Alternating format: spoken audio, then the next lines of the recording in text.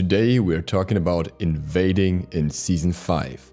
I've been asked quite a few times if invading is still a thing, if yes, when it is a thing, and if I think invading the enemy jungle is something that should generally be utilized or is more of an outlier thing. There are a few things to consider in that regard. First of all, XP values. XP values have been changed a little bit here and there, and as such should be probably the most minor factor. What we can keep in mind is that a back RP camp is XP-wise a little more than half of what a buff camp is, but gold-wise almost the same. So invading for gold is pretty much useless, invading for XP makes a little bit of sense. In terms of respawn timers, it's also worth noting that it's pretty hard to actually run out of farm on your side of the map. You will typically not even be able to clear all of the camps unless some of your teammates are clearing camps, or if you're clearing all of the camps then you're basically starting with the rotation again right after. As such, you will probably never feel the need to go into the enemy jungle to get any XP or gold that way, and you'd rather do it to get an advantage over the enemy, which is what typically an invade would be for. In that regard, something interesting changed through the changed buff timers. As it stands, anyone in the game can have a buff on them at all times. Now, obviously not everyone at the same time, because you would have to split the red buff between the ADC and the mid laner, for example. But in general, you will have a buff for 2 minutes and then you pick up the next buff, which you will have again for 2 minutes. So you will never run out of having a buff, basically. In previous times, taking away a buff camp was more of taking away the chance for an advantage for a certain period of time, which is until the buff ran out, and there were always downtimes in between where neither had the buff.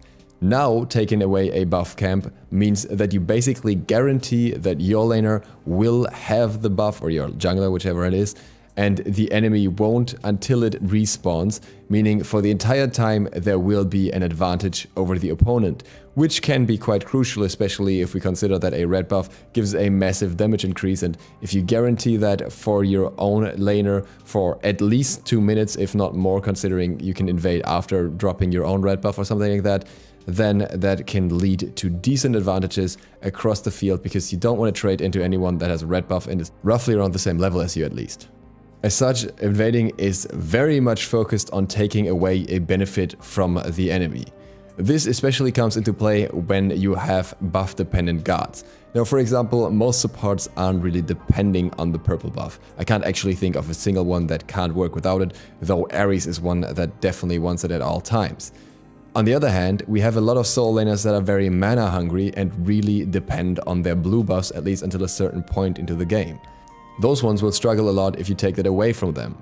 Coincidentally, the blue buff also is the easiest buff to invade right now. This is something worth keeping in mind when considering to invade.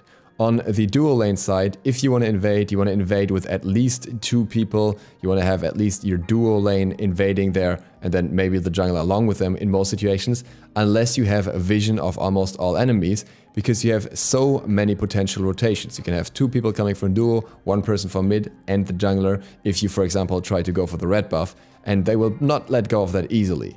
Purple buff maybe a little more so, but it's also pretty close to lane, so it's kind of risky, and it's not a very open buff as well, so it's kind of putting you in an awkward spot. On the other side of the map, things are very different. In the solo lane, you will typically have the solo laner.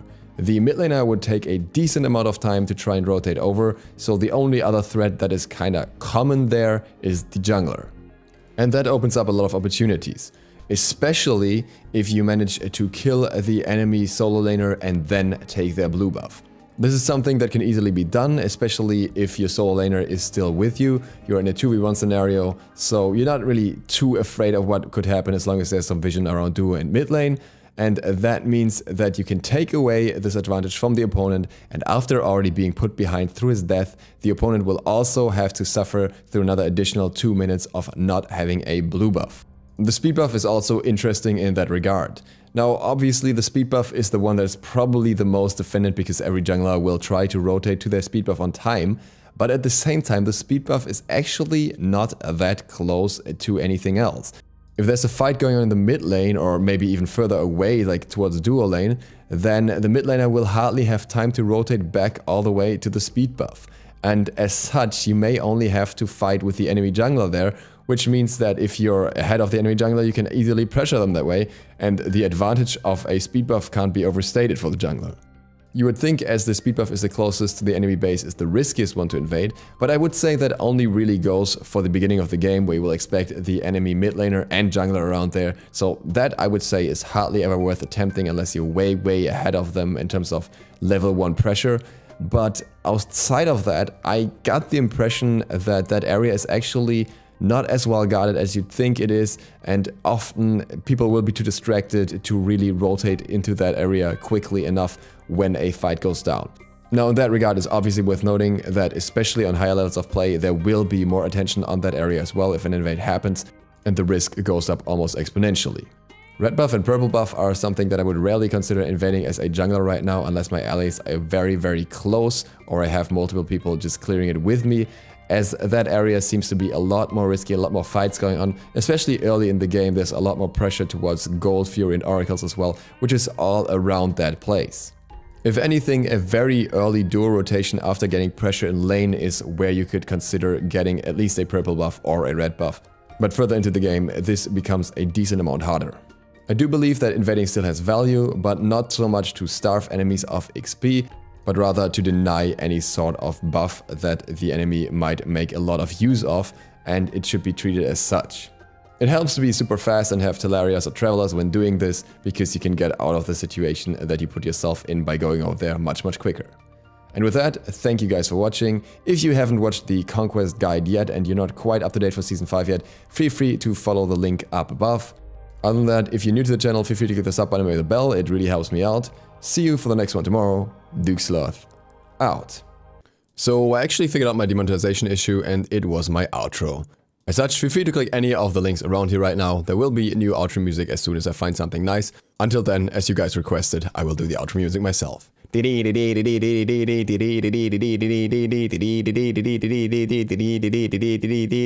You're welcome.